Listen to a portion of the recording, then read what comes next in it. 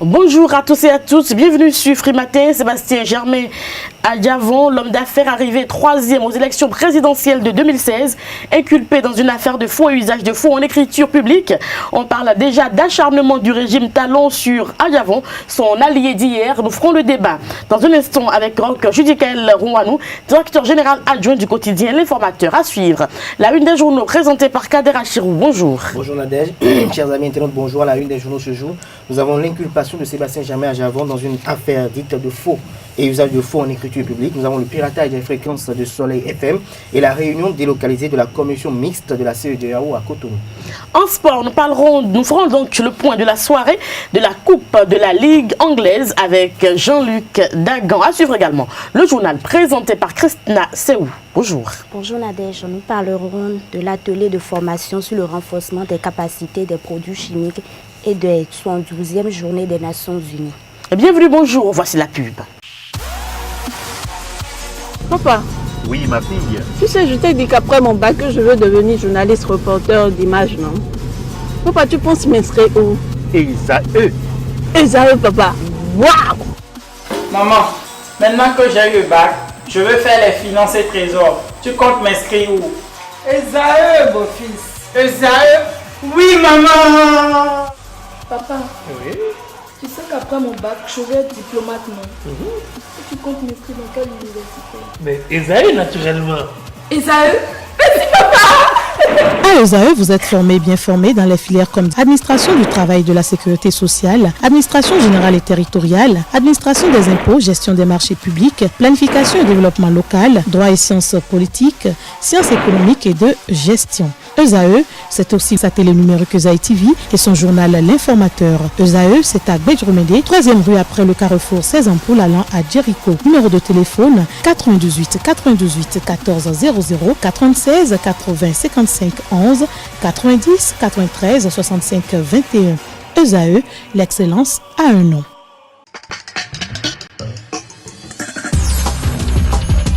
À nouveau bonjour Kader Achirou. À nouveau bonjour, chers amis internautes, à nouveau bonjour. Nous démarrons par l'informateur qui titre en manchette ce jour pour son leadership en faveur de l'intégration sous-régionale. Le président du Parlement de la CEDEAO félicite Patrice Talon, toujours à la une de l'informateur.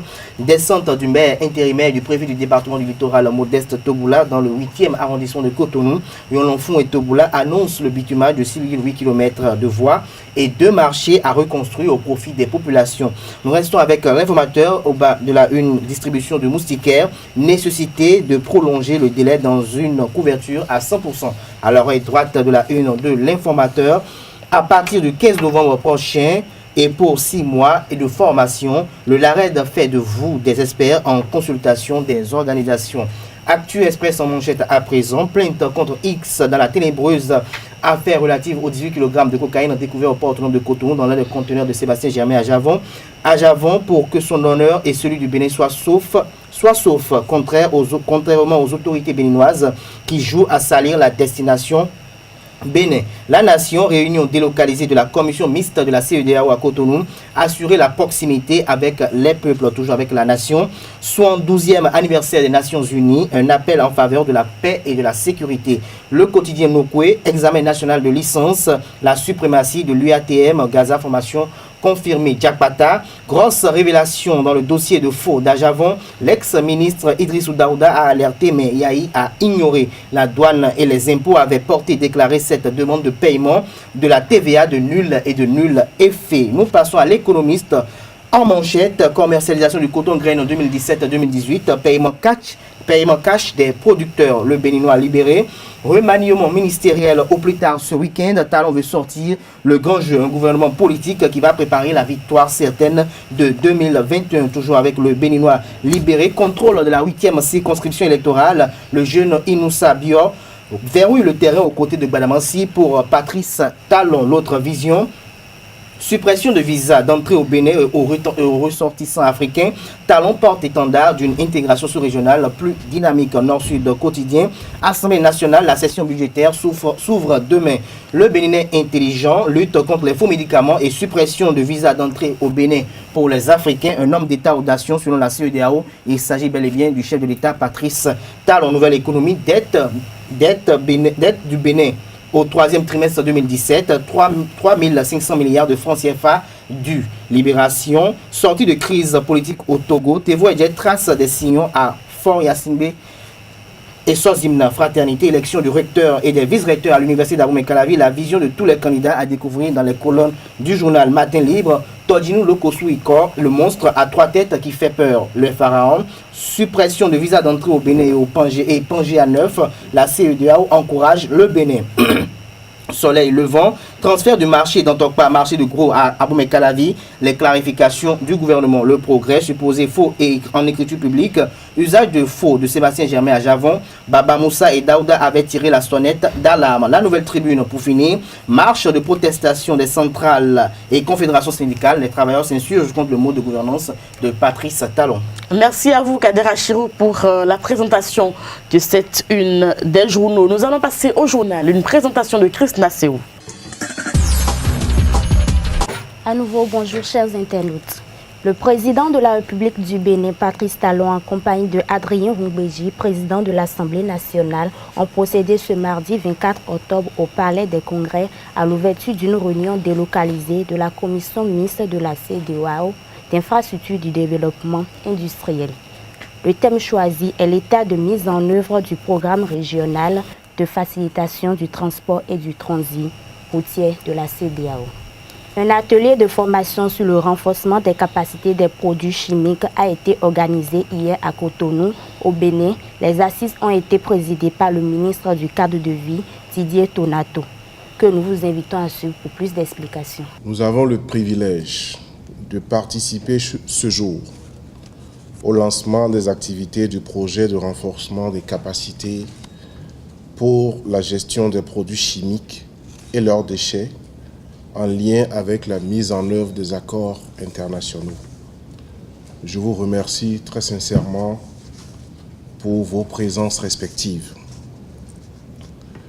Le troisième pilier du programme d'action du gouvernement, PAG 2016-2021, dont relève le secteur du cadre de vie et développement durable, ambitionne de promouvoir un aménagement équilibré du territoire national, mais aussi d'améliorer de façon profonde les conditions de vie des populations.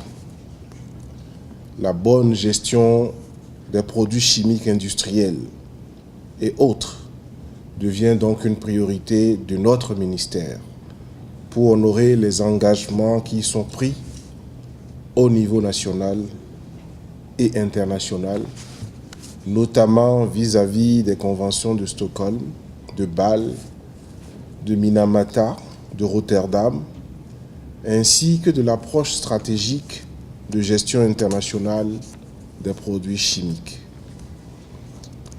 Nous conduisons actuellement, au titre des projets phares du PAG et dans une démarche plus holistique, le projet de modernisation du système de gestion des déchets solides ménagers dans les communes du Grand Nokoué. La composante déchets chimiques est un maillon essentiel, mais combien sensible de ce grand projet sur les déchets. Nous avons commencé par les urgences les plus évidentes. Nous évoluerons au gré des besoins et des questions essentielles qui émergent pour compléter au fur et à mesure notre dispositif de gestion des déchets. Les déchets chimiques qui appartiennent au groupe de déchets industriels en sont, vous en convenez avec moi, une composante essentielle. L'activité humaine, qu'elle soit industrielle ou agricole, utilise ou produit d'importantes quantités de substances nocives de toute nature qui sont à l'origine de différents types de pollution et ils font partie des défis environnementaux que nous avons l'obligation et le devoir de relever. Le problème de la gestion des déchets chimiques, le problème de la gestion des produits chimiques et de leurs déchets s'accroît partout dans le monde. Selon l'OCDE, la production mondiale de produits chimiques en 2020 aura augmenté de 85% par rapport à 1995. Dans le cadre de l'organisation de l'édition 2017 de la fête de Gléhoué, les fils et filles de la commune de Ouida ont adopté une charte de bonne organisation. L'objectif de cette rencontre est de pouvoir promouvoir, transformer le Gléhoué en un creuset de réflexion pour le développement de la ville de Bassé. Le corps diplomatique des Nations Unies et les autorités béninoises se sont réunis au Palais des Congrès ce mardi 24 octobre 2017, dans le cadre de la 72e journée des Nations Unies, dont le thème choisi est « Unis dans l'action pour mettre en œuvre des projets conjoints », ce en présence de plusieurs autorités. Reportage. Les gouvernements des pays membres de l'Organisation des Nations Unies célèbrent chaque 24 octobre la Journée des Nations Unies. Au Bénin, c'est le Palais des Congrès de Cotonou qui a servi de cadre aux assises. Cela fait en effet 72 ans que l'Organisation des Nations Unies existe et cette célébration ne pouvait passer inaperçue. Cette organisation compte à cette date plus de 193 pays et mène des actions d'envergure dans le monde et au Bénin. C'est l'occasion pour remercier les États membres qui sont ici représentés par quelques ambassadeurs.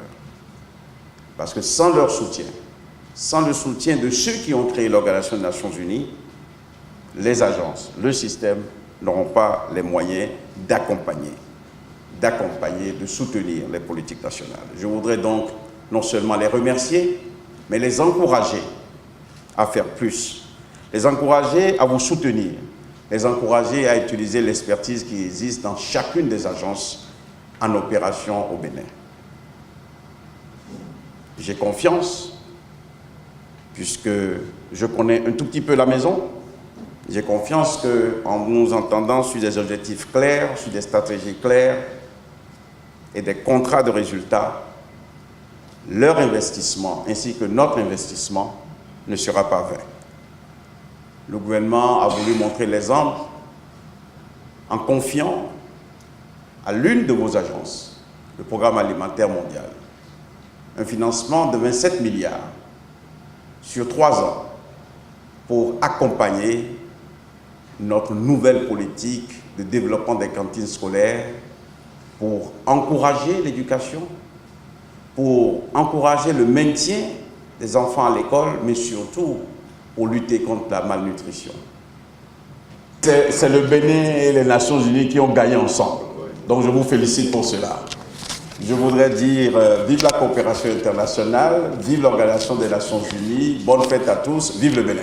Le coordonnateur du système des Nations Unies au Bénin, Siaka Koulibaly, a introduit la partie protocolaire en rappelant quelques acquis de l'organisation. La célébration de la Journée des Nations Unies est un appel annuel à la réflexion sur ce que nous faisons dans cet univers où tant de problèmes, d'incidents ou de guerres sont le lot de tant de groupes sociaux, de sociétés ou de malheureux êtres humains. Si l'institution n'existait pas, la probabilité que le monde soit dans une situation plus difficile que maintenant serait très élevée.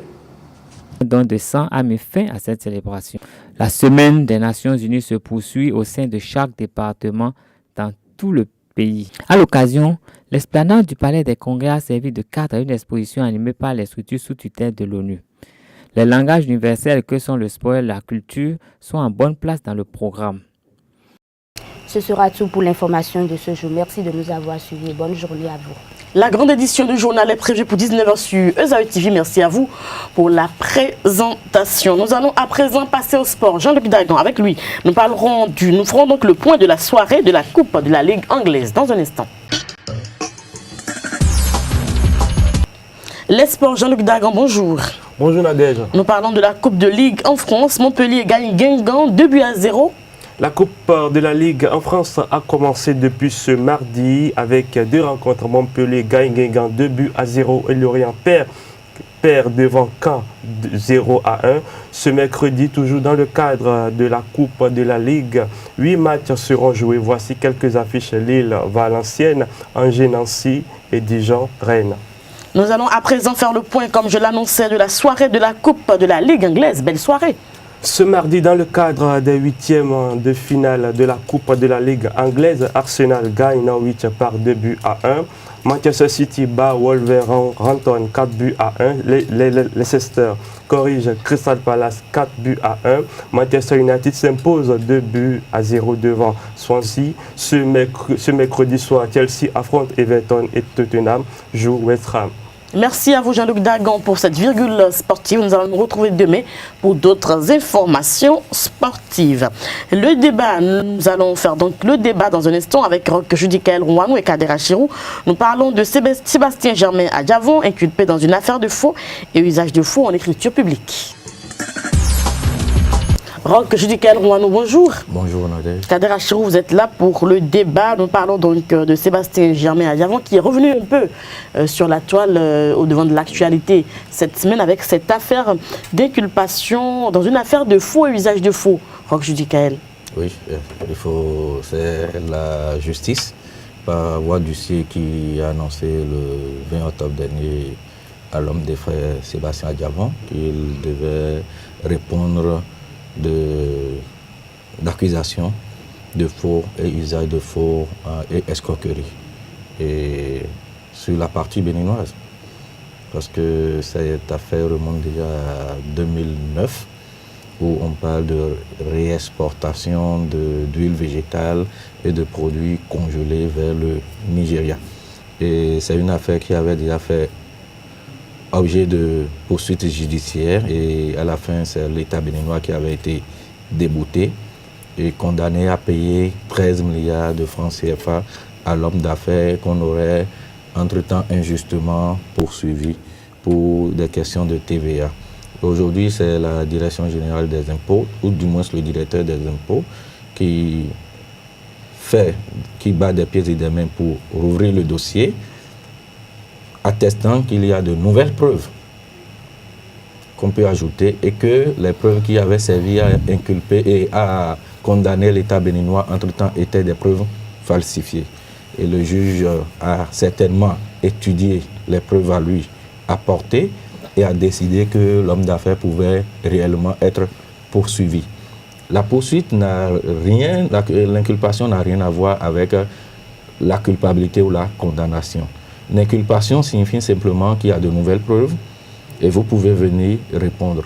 Peut-être qu'à l'issue d'un procès qui va certainement s'ouvrir et l'homme d'affaires va être encore déclaré innocent, et peut-être qu'on va nous condamner encore à lui donner de l'argent et je ne sais pas comment la magie va s'opérer, mais je pense que le dossier doit être suffisamment sérieux pour qu'on veuille quand même... C'est l'État qui porte plainte contre l'homme d'affaires maintenant. Oui, si c'est une structure de l'État, c'est l'État. Parce qu'on dit c'est la direction, c'est le directeur des impôts, donc d'office c'est l'État. Ce n'est pas un privé qui porte plainte. Kader Achirou. Je pense que le chef de l'État doit empêcher la CENI à nouveau parce que pour les affaires liées aux hommes d'affaires ou aux personnalités politiques publiques de la trempe de Sébastien Germain Adjavon, tout ce qui doit être fait recueille toujours l'avis du chef de l'État. À l'époque, on nous a dit que lorsqu'on voulait aller arrêter Sébastien Germain Adjavon dans la nuit, que le chef de l'État n'a pas été informé. Moi, je peux le dire à haute intelligence que c'était faux, parce que lorsqu'un OPJ veut aller arrêter un homme dans un pays de la trempe de Sébastien Germain Adjavon, le chef de l'État est toujours au courant. Lorsqu'un directeur général des impôts veut porter plainte contre un homme comme Sébastien Germain Adjavon, le chef de l'État est forcément au courant. Alors, je parlerai de chasse aux sorcières pour la seule raison que je ne comprends pas comment une affaire qui a été déjà vidée, dans laquelle l'État doit plus de 13 milliards de dommages et intérêts à l'opérateur économique Sébastien Germain Adjavon, et que l'État a même entamé la démarche pour le remboursement de ces fonds, où une partie ont été versées déjà à l'homme d'affaires, et qu'aujourd'hui on va refouiller, on va fouiner pour soi-disant chercher des éléments susceptibles de pouvoir faire une balance au niveau des intérêts dans le dossier. Cette affaire remonte en 2003 et en 2009 pour les deux panels, où en 2003 à l'époque l'État béninois, le Nigeria, avait signé un mémorandum qui interdisait la provenance du Bénin de produits d'huile végétale et de produits congelés. Sébastien Germain Adjavon en 2009 a eu, je parlerai peut-être pas d'usage de faux, pour ma part, quand j'analyse bien la situation, je parlerai de complicité des agents de l'État, et je pense que c'est le commun de tout opérateur économique. Il n'y a aucun opérateur économique, je dis bien aucun, qui n'est arrivé là où il est, s'il est vraiment d'une grande tombe, ça va bénéficier des faveurs du pouvoir d'État, des faveurs des administratifs de l'État, de Sébastien Germain Adjavon, de l'homme d'affaires Patrice Talon, de n'importe qui, ils l'ont tous bénéficié.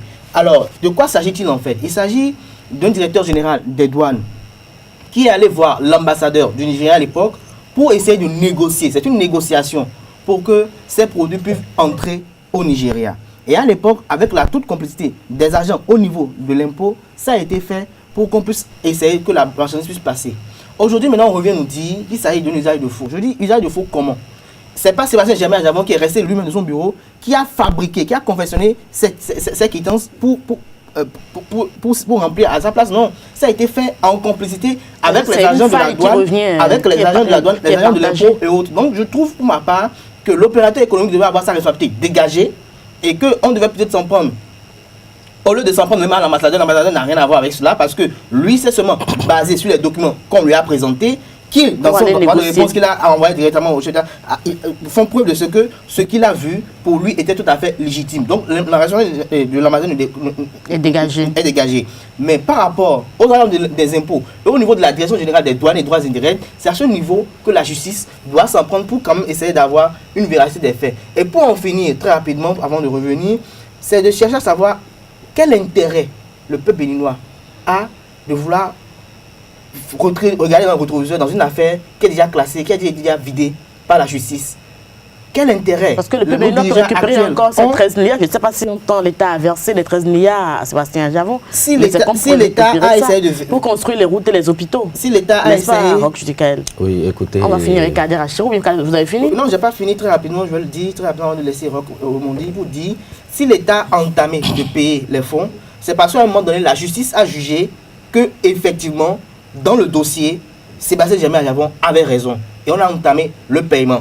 Et comme nous sommes dans un régime de rupture, où on ne veut pas faire tout ce que l'ancien régime a fait, quand bien même il faut reconnaître que c'est une humilité que le chef de l'État, Boni Yaya, à l'époque, qui n'était pas en de bon terme, avec Sébastien Germain Adjavon, a accepté payer cette dette à Sébastien Germain Adjavon. Et pourquoi aujourd'hui, quand le régime de la rupture est là aujourd'hui, on veut rompre cet accord, on est allé chercher des voies et moyens pour essayer de ne pas payer cela. Je pense que ça frise toujours, comme on le dit, comme les confrères le disent, que ce soit sur les réseaux sociaux et sur les différents canaux d'information et d'analyse, que cela frise à de l'acharnement contre Sébastien Germain Adjavon. Et comme dans le passé, quelqu'un l'a écrit, la guerre Boni Yaya Talon, le peuple n'en a rien tiré. La guerre Sébastien Germain Adjavon, Patrice Talon, le peuple n'en a rien tiré. Ça ne finira pas aujourd'hui, mais je pense qu'il est temps que le président Patrice Talon, lui, qui a beaucoup plus de pouvoir, qui a le pouvoir d'État, doit prendre de la hauteur, doit être beaucoup plus un grand homme en laissant de côté ses antécédents avec Boni Yaya, avec Sébastien Germain Adjavon, parce qu'il n'y a que cela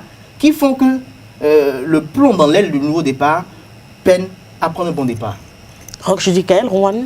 Non, je pense que, vous savez, dès qu'il s'agit des sous du contribuable béninois, d'abord, la justice n'a pas vidé un dossier. La justice a rendu un jugement qui donne perdant l'État béninois et donne gagnant l'opérateur économique Sébastien Adjavon. Le chef d'État, Boni Yaya, à l'époque, a été... Je vais dire, je parlerai aujourd'hui de la complaisance. De la complaisance. Mais il ne s'entendait pas avec l'homme d'affaires, on se rappelle bien, les relations n'étaient pas au bon fils. Écoutez, Sébastien Adjavon était très ami avec le ministre d'État chargé des Finances de l'époque, Komi Kouché. Ça suffit largement pour créer le couloir entre les deux. Et la mésentente peut être apparente. Et tout le reste peut fonctionner en dessous. Je ne dis pas que... Non, mais ce qui était clair, c'est qu'on a même vu, on savait qu'ils étaient... Voilà, au président, et on savait que les deux ne s'entendaient pas, et qu'il n'y avait pas de bonne relation entre les deux. Qu'on allait payer, c'était le ministre des Finances qui allait payer. Et je me rappelle bien qu'il y a beaucoup de choses qui ont été négociées dans le cadre parce que, par exemple... Avant de revenir au sous qui allait être payé, on va revenir d'abord au jugement. Parce que là, au jugement, est-ce que vous avez dit que Yaya Boni a été complaisant? Il a été au jugement, la justice a fait son travail. Dans la mesure où on devait quand même utiliser toutes les voies de recours. Le dossier pouvait être en appel. On ne l'a pas fait. On peut aller même en cassation pour statuer en dernier ressort et vider. Aujourd'hui, si c'était vidé, l'inculpation ne pourrait plus arriver. Si la Cour de cassation avait statué, c'est parce qu'il y a faille aujourd'hui. C'est parce qu'il y a faille aujourd'hui qu'il y a un nouvel élément. Et et que le dossier peut ressurgir. Je pense que tous nous devons savoir raison garder. Et dire au finish, de toutes les manières, c'est les sous du contribuable béninois. On ne doit pas sortir ça n'importe comment. On ne doit pas nous cuillonner. Mais justement, lorsqu'on dit ça, lorsqu'on récupère ces sous-là, qu'est-ce qu'on fait avec ça concrètement? Et puis quand Kadel a dit tout à l'heure, il dit on devait s'en prendre à ceux-là qui ont aidé à faire le faux. Donc ça veut dire qu'on sait qu'il y a pas le faux. Non, on dit il y avait la complicité. Il y avait la complicité. C'est une facilitation. Dès que vous bénéficiez de la facilité ou de la complaisance, lorsque vous bénéficiez, oui, à des moments donnés, si ça doit rattraper, ça vous rattrape également. C'est pourquoi il y a des gens qui disent qu'ils sont très sérieux et disent, parce que j'ai lu la lettre de l'ambassadeur là hier, depuis 2013, qui dit le directeur des douanes, Hippolyte Djegui, m'a appelé, on a discuté, et quand on a discuté, il me disait qu'il y a des preuves, il y a des documents qui font qu'il faut aider l'opérateur économique qui est un grand contributeur à l'économie nationale. Et que c'est sur cette base que lui il a signé, mais qui n'est pas de son ressort de vérifier si les marchandises sont arrivées à destination ou pas, ou s'il y a eu entre-temps de la manipulation, qui n'a pas vérifié, qui ne pourrait réellement pas en répondre. Écrivant ainsi, l'ambassadeur aussi laisse entrevoir des doutes d'abord. Mais c'est normal, parce qu'il n'était pas là. Oui, il n'avait pas le choix. Donc je dis, ce qu'il faut faire, c'est d'être serein. C'est d'être serein. Si tu as un Béninois, nous devons être sereins. Sébastien Adjavon, il doit être serein. S'il ne se reproche rien, au finish, la justice ne va rien lui reprocher. Et ça, il n'y a rien à faire. Parce que l'inculpation n'est pas la culpabilité. L'inculpation, c'est-à-dire, le juge dit, il y a des éléments qui puissent permettre... Avant que Kadel ne prenne la parole, est-ce que Roch Judicaël Rongwano, vous n'avez pas l'impression que finalement, depuis 2 ans, nous sommes en train de tourner en rond sans effectivement prendre le départ, le nouveau départ pour évoluer, parce que bientôt le chrono tourne et bientôt ça fera 5 ans. Le Bénin ne tourne pas autour de Sébastien Adjavon. Non, je ne parle pas de Sébastien, je dis en général que vous ne pensez pas, tout le temps quand on est ici, on ne parle pas par exemple de développement d'une voie qui vient d'être livrée et qu'on voit un peu est-ce que la société a bien travaillé, qu'est-ce qui s'est passé. On ne reviendra pas tout le temps parler de Adjavon, de talent ou encore il faut qu'on parle de développement. Est-ce que ce n'est pas le temps qu'on parle de développement dans notre pays? C'est ce que le président Talon nous a promis, n'est-ce pas? Dans tous les pays du monde entier, il y a de ces sujets qui viennent et on ne cessera jamais d'en parler. Nous sommes des hommes et des relations entre les hommes naissent toujours des quiproquos. Maintenant, quand on parle de développement, le gars dit qu'il a 5 ans pour amorcer. Au moins, il y a des chantiers. Pour amorcer ou pour finaliser? Non, on ne peut jamais finir d'abord le développement. On amorce. Il dit qu'il amorce en 5 ans. Et il y a des voies qui sont en train d'être construites, il y a des infrastructures qui sont en train d'être réalisées. Et je pense que c'est vrai que la rupture ne fait pas encore la magie totalement promise, mais il y a des choses quand même qui sont en train d'être faites. On parlera le développement du Bénin, on ne fait pas du développement. Mais on a pensé que beaucoup de gens pensaient que le président Talon allait faire quand même un miracle. Le miracle du développement de notre pays en 5 ans. Je vais même vous surprendre. Et moi je le dis souvent, le Béninois en votant Patrice Talon savait très bien ce qui allait se passer. Le Béninois a vraiment rêvé. Le Béninois, non, du tout pas. Le Béninois a fait un vote d'amour. Il a donné de l'amour. Non, écoutez-moi, c'est moi, c'est mon avis. Vous pensez qu'ils ont surestimé le président béninois, les Béninois? Ils l'ont surestimé? Est-ce qu'ils l'ont surestimé? Vous savez, ils l'ont pris pour un super homme. Du tout pas. Les gens en 2016 savaient qui est réellement le président Talon. Ce sont les contestes qui ont conduit à voter l'homme. Je dis la vie, c'est un autre contexte que c'était pas évident. Je dis la vie, c'est un poker. Et c'est le meilleur bluffeur qui gagne souvent. Et en 2016, Patrice Talon, compte tenu des situations qu'il y avait autour, a été le meilleur bluffeur. Et il a gagné. Sinon, au fond du Béninois, on savait que Patrice Talon n'était pas tout un autre homme. On le savait, les gens le savaient. Mais on dit, face à quelqu'un comme Lionel Zissou, et au vu de tout l'acharnement, bon, on préfère un des nôtres, mieux vaut lui donner l'amour, ça va aider l'homme à changer, ça va l'aider à courir beaucoup plus derrière ses intérêts. Pour notre pays aussi, aider notre pays. Et voilà. Kadel, très rapidement, avant qu'on conclue le débat. Pour finir, j'aimerais quand même revenir sur quelque part que Roch a évoqué tout à l'heure. Par rapport à Sébastien Germain Adjavon, je pense qu'on a besoin de lui impérativement pour le développement du Bénin. C'est un grand homme, c'est un grand opérateur économique dont la participation au développement du Bénin ne serait pas indispensable. Vous avez dit tout à l'heure que les Béninois ne savaient pas qui était Patrice Talon. Ils savaient déjà qui était Patrice Talon. J'ai dit les Béninois savaient très bien qui était Patrice Talon. Moi, je veux vous dire et répondre que les Béninois n'avaient aucune idée de qui était Patrice Talon. N'avaient aucune idée de qui était Patrice Talon pour la seule raison pour laquelle les gens dans la tête ont voté Patrice Talon pour la seule raison, je le dis tout à l'heure. Premièrement, Patrice Talon avec les malades de Kadhafi, c'est un secret de polichinelle, il venait avec de l'argent. Les Béninois pensaient bêtement que même si il avait et on a laissé couler par le biais des truchements idéaux de laisser passer dans les canaux de diffusion qu'il avait l'argent de Kadhafi et que s'il venait et que le chef de l'État lui-même, Boni Yaya à l'époque, avait dit. Oui, là, lui, il avait dit ça, de la richesse de l'homme d'affaires de Patrice Talon, on pourrait développer le Bénin. Alors que le peuple béninois n'a jamais pensé qu'aucun homme, je dis bien aucun homme politique, ne pourra venir développer le pays avec ses propres ressources. Il ne va donner que de la stratégie. Le président Yaya Boni n'avait pas menti. C'était comme un souhait. On a l'impression que Patrice Talon a été élu pour devenir le juge de Boni Yaya et de Sébastien Germain Adjavon. Parce que tout ce qu'il fait depuis bientôt 2 ans, depuis qu'il est installé avec son gouvernement, il n'y a aucune opération concrète qui est effectuée, M. Roch. Il n'y a aucune infrastructure au-delà de la carte universitaire qui a été revue et qui est toujours à polémique, qui est toujours polémique, au-delà des chefs-lieux qui ont été faits, où il n'y a pas eu contestation, et ça, il y a les infrastructures qui sont en cours, ils sont en train d'être de réalisation. Pour la plupart, ont été des projets qui ont été démarrés ou entamés, ou peut-être négociés à mi-parcours par le régime défunt présidé par Boni Yaya. L'État est une continuité, mais ceux qui sont là aujourd'hui parlent de rupture. Ils ne connaissent pas la continuité, c'est pour la seule raison pour laquelle, ils ne veulent pas que l'État rembourse les frais qui ont été déjà adhérés par Boni Yaya, que je vous précise encore très bien, il n'était pas en bon terme avec Sébastien Germain Adjavon, quand bien même avec Komi Koutié, c'était clair, il n'était pas en bon terme avec le président. Allez-y très rapidement. Très rapidement, avec ce problème de Sébastien Germain Adjavon, pour donner ma conclusion, je pense que le peuple béninois n'a pas besoin de cela.